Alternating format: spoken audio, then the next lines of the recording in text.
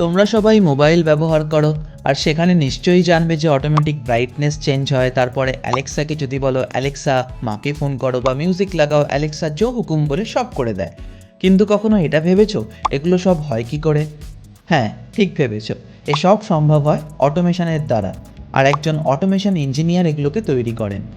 নমস্কার বন্ধুরা, এই চ্যানেলে আমি নিয়ে আসি উচ্চশিক্ষা আর কেরিয়ার সংক্রান্ত নানান তথ্য, যা তোমাদের সাহায্য করে মাধ্যমিক এবং উচ্চ মাধ্যমিক পরীক্ষার পরে কী পড়াশোনা করবে আর কিভাবে পড়বে তার দিশা ঠিক করতে। এবারে বিষয়ে ফিরে আসি। আমরা এটা জেনে গেছি অটোমেশন ইঞ্জিনিয়াররা কী করেন, এবারে জানবো হতে গেলে কি করতে হবে। শুভ কাজ সেরে ফেলো, 10+2 কমপ্লিট করে নাও, আর ফিজিক্স কেমিস্ট্রি ম্যাথামেটিক্সে মিনিমাম 50% মার্কস নিয়ে এসো। তার কারণ ইঞ্জিনিয়ারিং পড়তে হবে যে বন্ধু।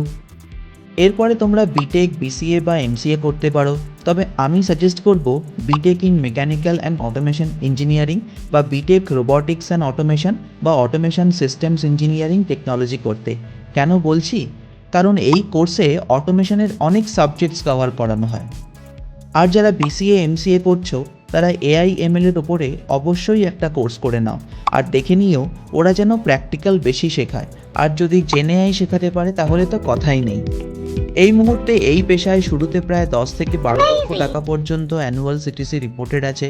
তবে আমার রিকোয়েস্ট, তোমরা প্লিজ একবার নিজেদের ডিউ ডিলিজেন্স করে নিও। ভিডিও ভালো লাগলে ফলো করো আর ভালো করে পড়াশোনা করো। Thanks for watching.